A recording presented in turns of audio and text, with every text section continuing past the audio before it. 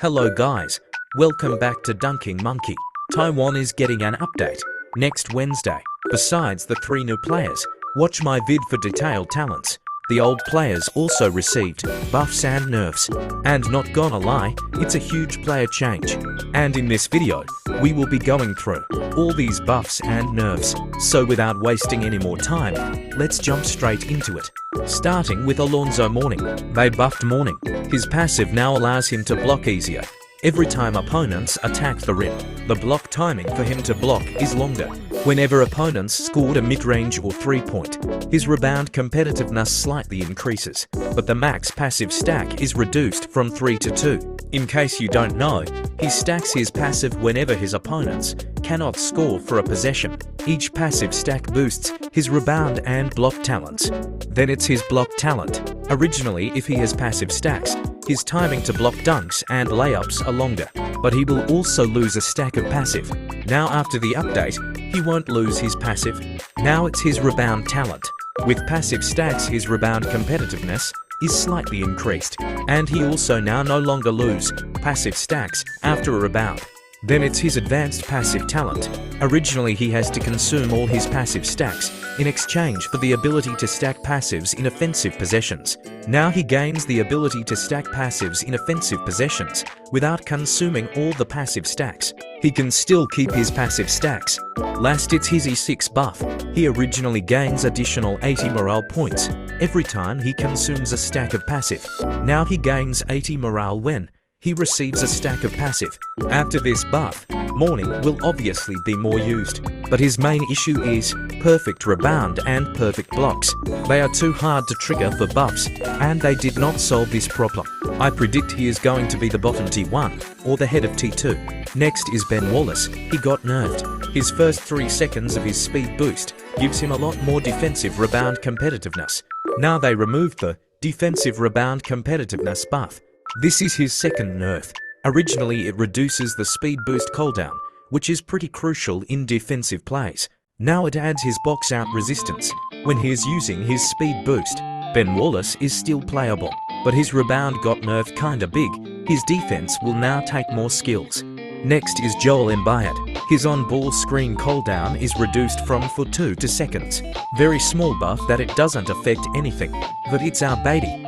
Li Yue, are you? With stacked passive, she now moves faster in defensive possessions. However, they removed the rebound competitiveness and shot accuracy buff. They gave her better defense, but nerfed his rebound and shot accuracy. Moving on to power forwards, Dennis Rodman got a nerf. His buff for increased rebound competitiveness for rebounds far from the rim is removed. His dive to save ball used to be available in both possessions. Now it's only usable in offensive possessions. Rodman is going to T3 very soon. The only good thing about Rodman is his rebounds. And damn, you are also nerfing that. Pascal Siakam. From the animation, you can tell he has a delay when turning directions. Now with the speed boost, he completely ignores the delay, but you still get that delay without speed boosts. And with max passives, he now can also do the catch and dunk animation with the ball. It's quite fast, but it's too predictable to block. Despite the buffs, Siakam is still overall bad. Still nobody uses him. Bad defense, bad rebound, bad scoring. Now we move into the last power forward, Draymond Green. They buffed his ultimate. The animation freeze after the steal lasts so long. They shorten that freeze time. Players can take control earlier. It doesn't affect much though. Now we are moving on to the player that received a historic buff, James Harden. His ultimate can connect with his drive-in cut. This is his drive-in cut.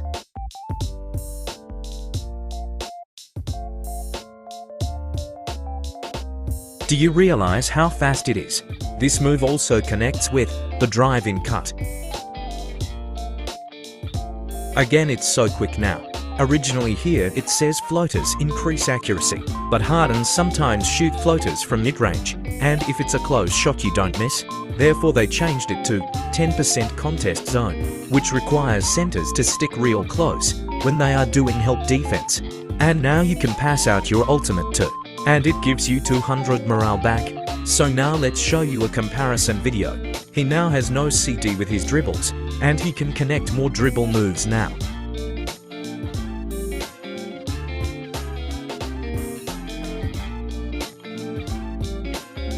I see some players in Global, says it's easy to guard.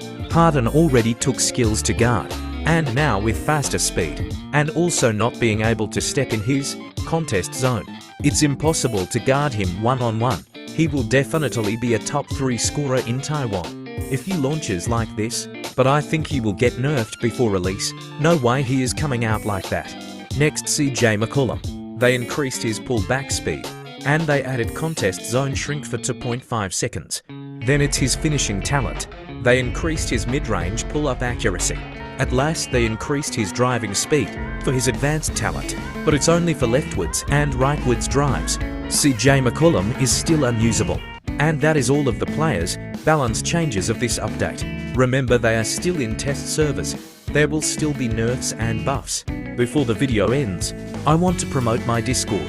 I give out the earliest Taiwan player changes, including the 3 new characters.